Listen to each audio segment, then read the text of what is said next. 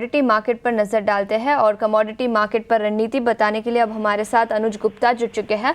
अनुज, good morning. बताएं commodity market में आज क्या रणनीति बनानी चाहिए? देखिए, गुड मॉर्निंग। आज अगर हम देखें तो मार्केट एक रेंज में रहेगा और हमने कल भी देखा था हायर लेवल से थोड़ी प्रॉफिट बुकिंग आती हुई दिखाई दी थी।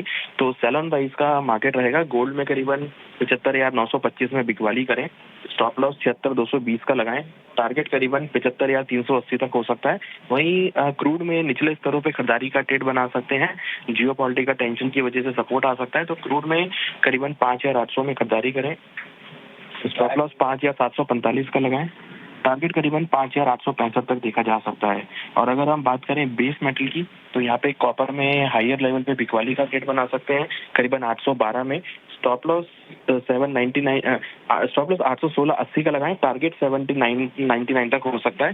तो हमें लगता है कि आज गोल्ड में बिकवाली, कॉपर में बिकवाली और क्रूड में खरीदारी का ट्रेड बना के चल सकता है। नजरिया कमोडिटी मार्केट पर। अनुज, शुक्रिया समय निकालकर रीटिना स्वदेश के साथ जुड़ने के लिए। इतना ही समय था। गिफ्ट निफ्टी 23 अंकों की तेजी के साथ 24,000। शुरुआत करते हुए वेदांता से, जो इन्वेस्टेक का रिपोर्ट है जहाँ पे उन्होंने अपनी होल्ड रेटिंग मेंटेन किया। जो टारगेट प्राइस है वो है 510 रुपये का। उनका मानना है कि कंपनी ने जो भी रिसेंटली डेट रिफाइनेंसिंग किया है $800 मिलियन का, वो जो मैच्योरिटी प्रोफाइल को है वो बढ़ा देता है और उसी के साथ जो इंटरेस्ट कॉस्ट कंपनी का होगा वो अब कम हो जाएगा, जो पॉजिटिव हो सकता है कंपनी के लिए। और कंपनी का जो फोकस टारगेट है कॉस्ट के ऊपर, वो भी उन्हें काफ़ी अच्छा लग रहा है। तो एक होल्ड रेटिंग उन्होंने मेंटेन की है। इसके अलावा डिविस लैब भी फोकस में रहेगा। सिटी का रिपोर्ट है, बाय रेटिंग मेंटेन किया। जो टारगेट प्राइस है डिविस लैब के लिए उन्होंने दिया है 68.50 का। उनका मानना है कि जो एंट्रेस्टो की API सेल्स है, जहाँ पे स्ट्रीट एक्सपेक्टेशन है कि वो कम हो जाएगी, सिटी एक्सपेक्ट कर रहा है कि वो उल्टा बढ़ सकती है, जो कंपनी के लिए पॉजिटिव रहेगा और एक स्ट्रीट के लिए सरप्राइज एलिमेंट दिख सकता है। इसीलिए उनका एक बाय रेटिंग है। उनको लगता है कि company structurally as well as technical way में काफ़ी अच्छे से पोजीशन हो रही है और उनका टॉप पिक रहता है डिविस लैब पूरे इंडियन फार्मा स्पेस में। बात करेंगे PB फिनटेक की, तो बोफा की रिपोर्ट है। वहाँ पे उन्होंने अपना न्यूट्रल स्टांस मेंटेन किया। जो टारगेट प्राइस है वो है 1850 का। उनका मानना है कि कंपनी का जो कोर मोमेंटम है वो अभी भी दमदार है और उसी के साथ कंपनी जो हेल्थ फोरे क्या है कंपनी ने, वो एक अपसाइड देता है उनको। 3 से 4 साल के ऑप्शनलिटी के साथ इन्वेस्टर्स बाय कर सकते हैं। इसके अलावा जोमेटो पे जेफरीज की रिपोर्ट नजर आई। उन्होंने बाय रेटिंग मेंटेन किया। जो टारगेट प्राइस है जोमेटो का वो है 335 रुपीज़।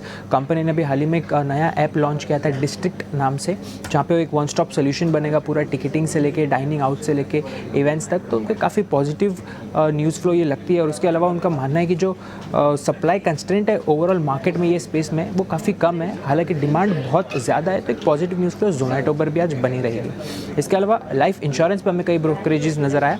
पहले बात करेंगे मॉर्गन स्टैनली ने। उन्होंने कहा है कि अगर जो कैप्स इंप्लीमेंट होते हुए अगर नज़र आते हैं तो एक नेगेटिव होगा APE ग्रोथ के लिए।